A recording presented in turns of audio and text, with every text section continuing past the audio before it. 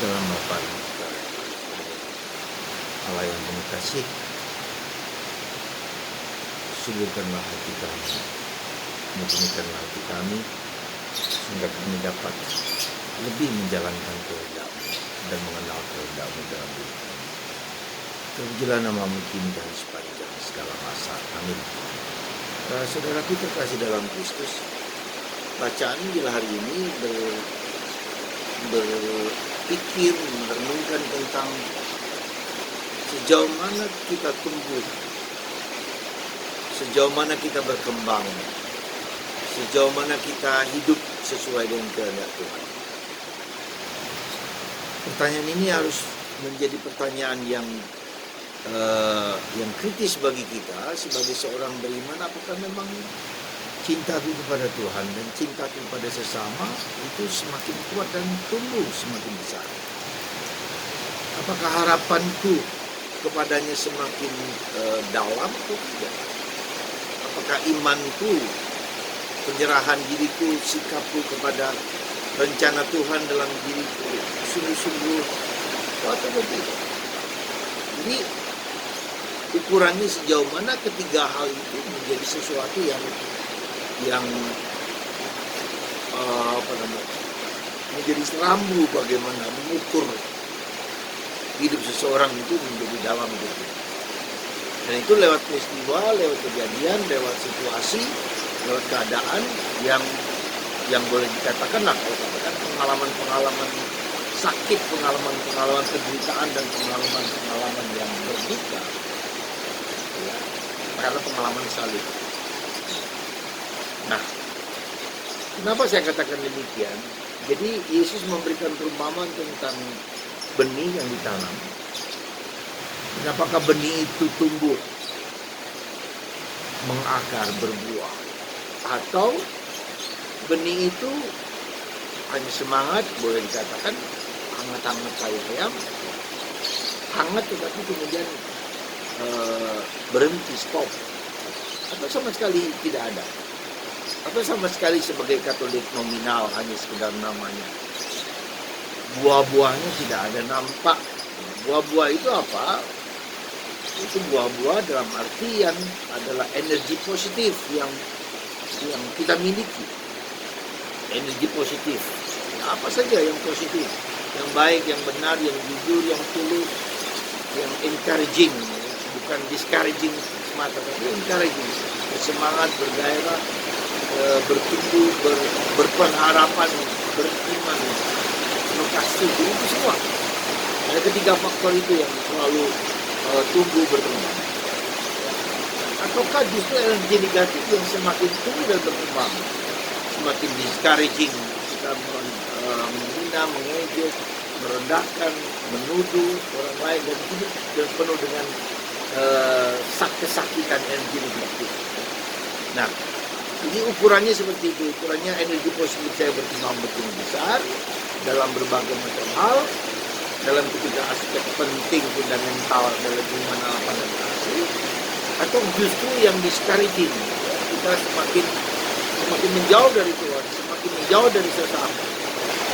Ini dua hal yang saling terus-menerus ada dalam diri kita, dan kita berjuang untuk membuat ini semua menjadi lebih baik, menjadi lebih tumbuh, menjadi lebih berkembang dalam kebenaran, dalam.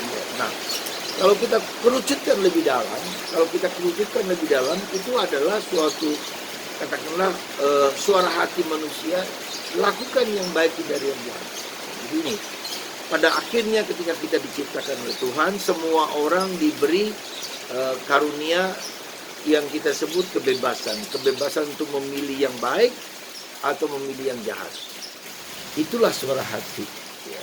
Ketika suara hati kita yang Tuhan berikan, yang Tuhan tanam dalam diri kita itu, melakukan semaksimal mungkin yang baik. Jangan lelah berbuat baik. Nah, berbuat baik itu berbuat benar, mulia, luhur, tulus, ikhlas, adil.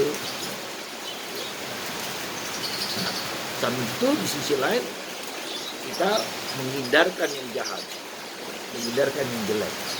Nah, itu sudah ditanam Tuhan dalam diri kita. Nah, ketika kita dilahirkan sekali lagi, itu semua diberikan Tuhan kepada kita, setiap orang tanpa kecuali, ya agama apapun, yang tidak beragama apapun, diberi kemampuan suara hati itu.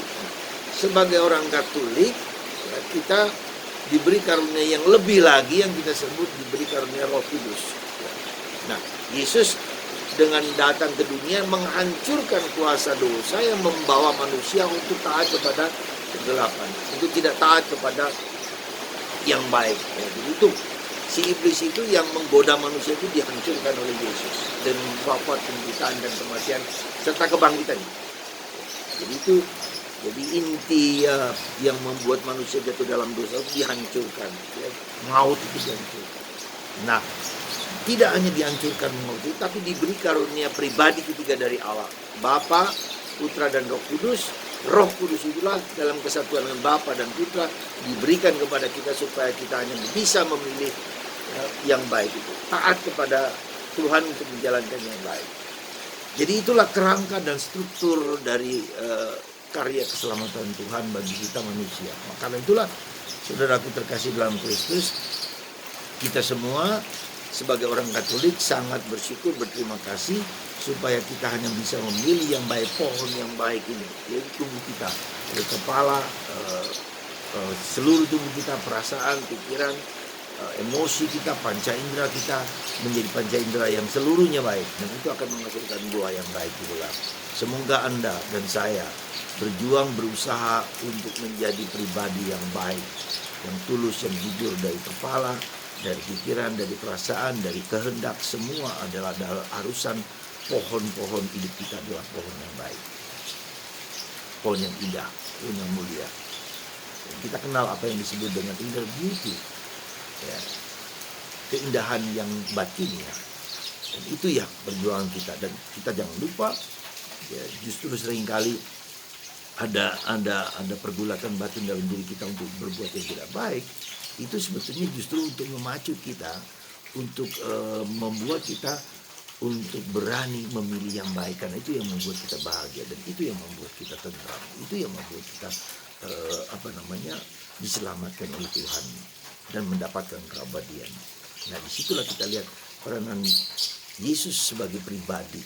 Ya, sebab agama kita bukan agama yang hukum, agama peraturan, tapi agama pribadi, relasi personal dengan Yesus, relasi personal dengan Bapa, relasi personal dengan Putra, dan relasi personal dengan Roh Kudus bersama Bunda Maria dan Sang Yesus.